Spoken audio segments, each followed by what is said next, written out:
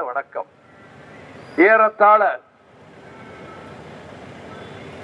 69 ஆண்டுகளுக்கு முன்பு இதே செங்கோட்டை நகரில் 1967 ஆண்டு ஜனவரி 28ஆம் தேதி அன்று திராவிட முன்னேற்ற கழகத்தின் வேட்பாளராக போட்டியிட்ட காமு கதிரவன் அவர்களை ஆதரித்து உரையாற்றுவதற்காக அவரது மைத்துனர் லயலா கல்லூரியிலே படித்துக் கொடுத்த சர்தார் அழைத்துக் கொண்டு வந்தபோது இந்த செங்கோட்டையிலே பேசியதும், அடுத்து வந்த தென்காசி சட்டமன்ற இடைத்தேர்தலில் மீண்டும் இந்த செங்கோட்டை நகரத்திலே வந்து நான் உரையாற்றியதும், அதன் பின்னர் எண்ணற்ற முறை பாளையங்கோட்டை சிறைச்சாலையிலே போராட்ட களங்களில் ஈடுபட்டு நான் சிறையில் அடைபட்ட போது இந்த வட்டாரத்தைச் சேர்ந்த தோழர்கள், குறிப்பாக கம்யூனிஸ்ட் தோழர்கள் பலரும், திராவிட முன்னேற்ற கழக தோழர்களும் என்னோடு இருந்த அந்த நாட்களும் பசுமையாக நினைவுக்கு வருகின்றன. இந்த செங்கோட்டை நகரில் பல்வேறு சமுதாய மக்கள் வாழ்கிறார்கள், பெருமளவிலே வாழ்கிறார்கள். ஆலயங்கள் நிரம்ப உள்ளன. அழகிய மணவாள பெருமாள் கோயிலும், குலசேகர பாண்டியன் கட்டி எழுப்பிய குலசேகரநாதர் கோயிலும், இஸ்லாமிய பெருமக்கள் தொழுகை நடத்துகின்ற மசூதிகளும், கிறிஸ்தவர்கள் வழிபடுகின்ற தேவாலயங்களும் நிறைந்திருக்கக்கூடிய இந்த செங்கோட்டை இந்த தமிழ்நாட்டினுடைய ஒரு எல்லை பகுதி. இது கேரள மாநிலத்தோடு இருந்தது. கேரளத்திலே இருந்து பழந்தமிழகத்தினுடைய மண்ணை மீட்க வேண்டும் என்று தொடர்ந்து பல போராட்டங்கள் நடைபெற்ற காலத்தில், மார்ஷல் நேசமணி போன்றவர்கள் தலைமையேற்று போராட்டங்கள் நடத்திய காலத்தில் செங்கோட்டை தமிழ்நாட்டுடன் இணைக்கப்பட்டு 1956ஆம் வருடம் நவம்பர் மாதம் 1ஆம் தேதி செங்கோட்டை தமிழகத்தோடு இணைப்பு விழா நடத்தப்பட்ட போது, இந்த செங்கோட்டை நகரத்தினுடைய நகர்மன்ற தலைவராக இருந்தவர் மதிப்புக்குரிய சுப்பிரமணிய கரையாளர்.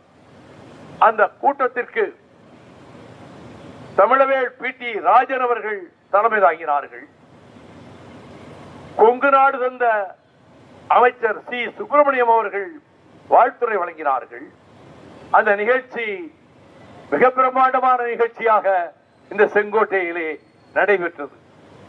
செங்கோட்டையினுடைய அருமை பெருமைகளை உணர்ந்திருந்த நான், இங்கே அகலரயில் பாதை திட்டம் பொருளாதார ரீதியாக சாத்தியமற்றது என்று மத்திய அரசால் நிராகரிக்கப்பட்ட நிலையில், இந்த திட்டம் இனி வராது என்று சொல்லப்பட்ட நிலையில் நான் வாதாடியதன் காரணமாக என்னை மிகவும் நேசித்த அடல் பிகாரி வாஜ்பாய் அவர்களிடம் உரிமையோடு எதையும் கேட்டு பெறுகின்ற நட்பை நான் பெற்றிருந்ததன் காரணமாக, இது பொருளாதார ரீதியில் சாத்தியமில்லை என்று விருதுநகர் கோயிலோன் இந்த திட்டம் நிராகரிக்கப்பட்டது தவறு, இந்த திட்டத்தை நிறைவேற்ற வேண்டும் என்று நான் கூறியதை அவர் ஏற்றுக்கொண்டு ரயில்வே அமைச்சர் நிதிஷ்குமாரை அழைத்து இந்த திட்டத்திற்கு இந்த பட்ஜெட்டிலேயே அறிவித்து விடுங்கள் என்று சொல்ல, பட்ஜெட்டில் அறிவிக்கப்பட்ட பிறகு முதல் தடவை 35 கோடி ரூபாய் தான் ஒதுக்கப்பட்ட நிலையில் southern railway general manager,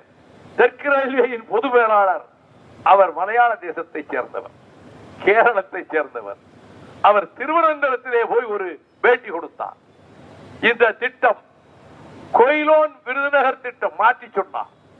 Virudhunagar கோயிலோன் என்பதை மாற்றி கோயிலோன் விருதுநகர் திட்டம் கோயிலோனிலிருந்து கொல்லத்திலிருந்து தொடங்கப்படும் என்று பேட்டி கொடுத்ததை நான் பத்திரிகையில் படித்த மாத்திரத்தில் ஆத்திரமடைந்து அவரை தொலைபேசியில் அழைத்து, உங்களுக்கு யார் இந்த அதிகாரம் கொடுத்தது கொல்லத்திலே தொடங்க போகிறோம் என்று?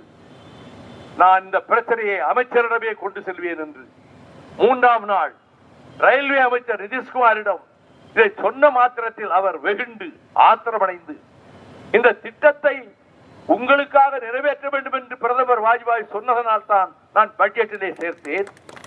இதை எப்படி கொல்லத்திலே இருந்து தொடங்குவேன் என்று ஜிஎம் சொல்லலாம்? நாளை 11 மணிக்கு என்னுடைய அறையில் ரயில்வே போர்டு மெம்பர்கள் 2 பேரும், சதர்ன் ரயில்வே ஜெனரல் மேனேஜரும் ஆஜராக வேண்டும். வைகோ நீங்களும் வந்து விடுங்கள் என்று சொன்னார். நாங்கள் போன போது அவர்களை வைத்துக் கொண்டு ஜிஎம்மிடம் சொன்னார், இந்த திட்டமே நண்பர் வைகோவினுடைய முயற்சியினாலே கொண்டு வரப்பட்டது. விருதுநகரிலே இருந்து தியாகச்சுடர் பெருந்தலைவர் காமராஜர் பிறந்த விருதுநகரிலே இருந்துதான் திட்டம் தொடங்கப்படும், அதை நான் அறிவிக்கிறேன் என்றவுடன் அவர் ஒரு ரயில்வே போர்டு மெம்பர் சொன்னார், நீங்க 35 கோடி தானே இந்த வருஷம் அலாட் பண்ணி இருக்கீங்க, இது 30 வருஷம் ஆகும், திட்டம் நிறைவேற 40 வருஷம் ஆகும் என்றார். உடனே அவர் கோபம் வந்து விட்டது. ஈஸ்டர்ன் ரயில்வே மிச்சம் இருக்கிற பணம், வெஸ்டர்ன் ரயில்வேலே மிச்சம் இருக்கிற பணம், சென்ட்ரல் ரயில்வேலே மிச்சம் இருக்கிற பணம், அத்தனை பணமும் விருதுநகர் கொல்லம் திட்டத்துக்கு மடைமாற்றப்படும், ஒதுக்கப்படும். 2 ஆண்டுகளுக்குள் இந்த திட்டம் நிறைவேற்றப்படும் என்று சொன்னார். அவர் சொன்னதற்கு பிறகு நான் வேலூரிலே ஜெயிலுக்கு போக வேண்டிய நிலைமை ஏற்பட்டது. திட்டம் நிறைவேறியது, அகர ரயில் பாதை அமைக்கப்பட்டது, ஆனால் அதை தொடங்கி வைக்கவில்லை.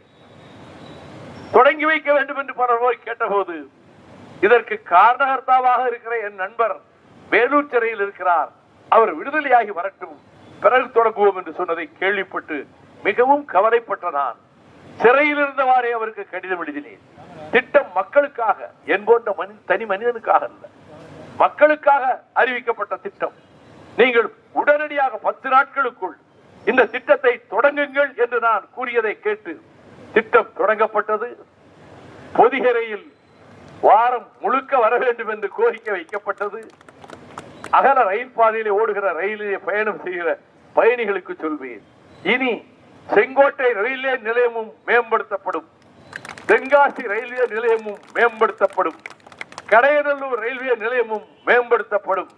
அப்படிப்பட்ட முறையிலே அதை பெற்றுக் கொடுப்பதற்கு நான் நாடாளுமன்ற உறுப்பினராக இல்லாவிட்டாலும் என் வார்த்தையை மதித்து கேட்பதற்கு இன்றைக்கும் தலைவர்கள் இருக்கிறார்கள். வருகிற நாட்களில் அதை நிறைவேற்றி கொடுக்க முடியும் என்ற நம்பிக்கையோடு தான் அதை தெரிவிக்கிறேன்.